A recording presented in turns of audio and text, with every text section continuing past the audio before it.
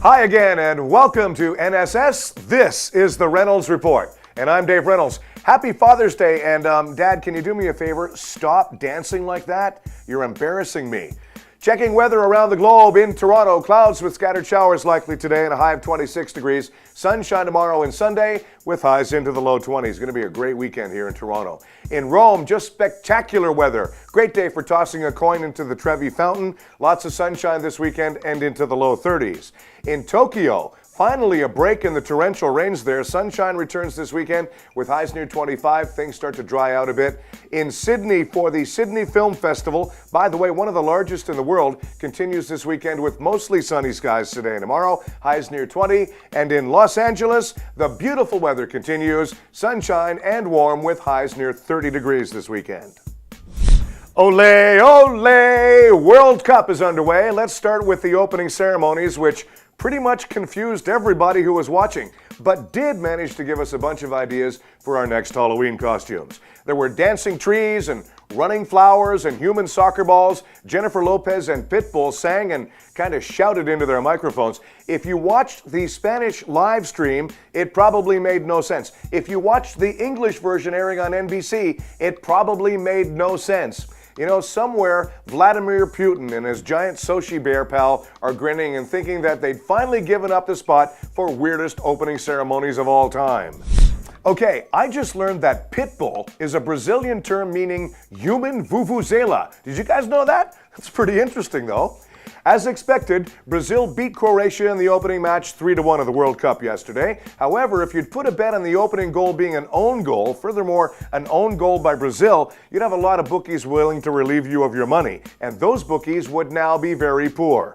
Marcelo's 11th minute accidental goal was just one of those unavoidable football moments, and most defenders have done it at one time or another. Running back to defend the goal line, you find a ball deflecting off your foot and into the net. And even a seasoned soccer fan did a double take when, after awarding Brazil a free kick, Japanese referee Yuichi Michimura pulled out what appeared to be a can of spray paint to designate where the Croatian defenders should be standing 10 yards away. Evidently, we all missed the news. A few weeks back, FIFA had introduced vanishing spray into its top competitions because defenders edging closer to the kicker is such a perennial problem.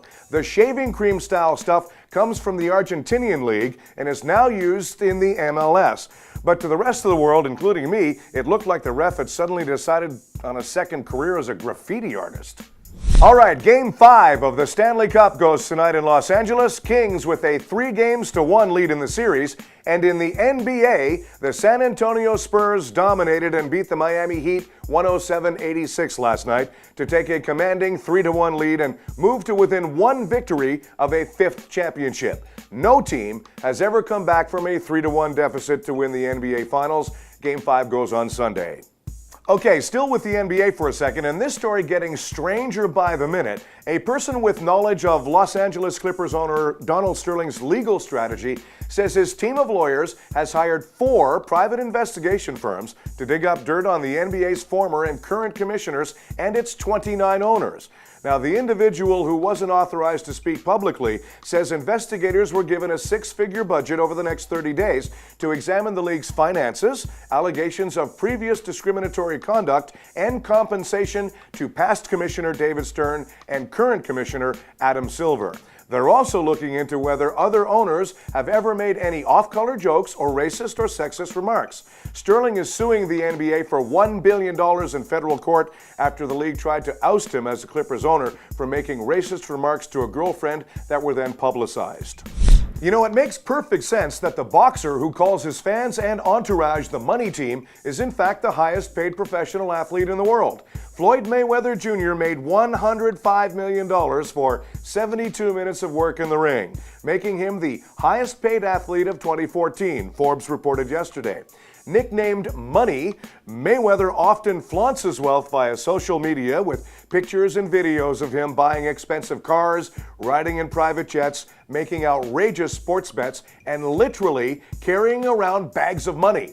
Now, if history teaches him anything, it's that boxers, generally speaking, are terrible with money, and that he should save some of his. The list of boxers who went broke is long and includes Joe Louis and Sugar Ray Robinson. Okay, it's been a rough week for celebrity injuries. Actor Harrison Ford has undergone chest x-rays to determine the severity of his injuries while filming Star Wars, as the set is being investigated to check to make sure it's safe.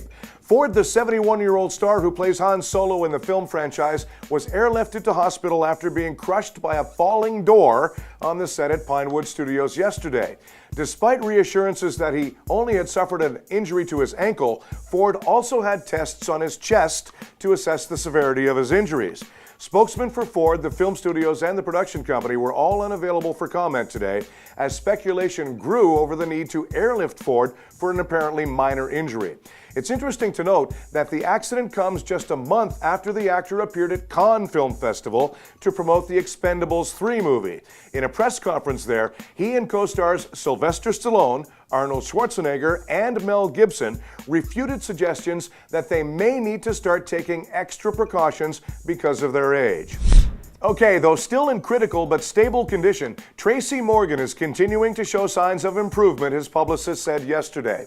Today was a better day, Louis Kay said, adding that Morgan's medical team remains optimistic that his recovery is progressing nicely.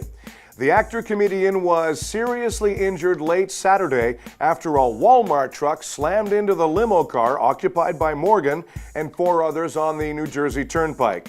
The collision killed comedian James McNair and injured the others.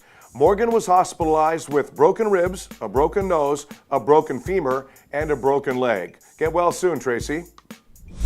All right, this is pretty interesting. CocaCola Life, a new healthier cola, is set to hit shelves in Britain. CocaCola Life contains a third less sugar and calories than the original. Now, the new installment of the beverage is green in labeling. It's going to go on sale in Britain in September after a pilot project in Argentina and Chile has completed.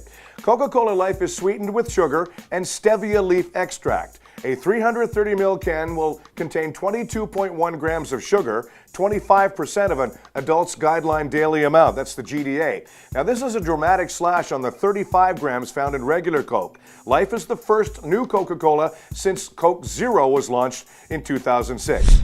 All right, please follow me on Twitter at @TheDaveReynolds, and a reminder that The Big Fat Stone, the new movie from director and actor Frank D'Angelo, co-starring Robert Loggia, Nick Mancuso, and Margot Kidder, premieres Sunday at the Italian Contemporary Film Festival. Thanks for watching. Have a great weekend. Catch you back here on Monday.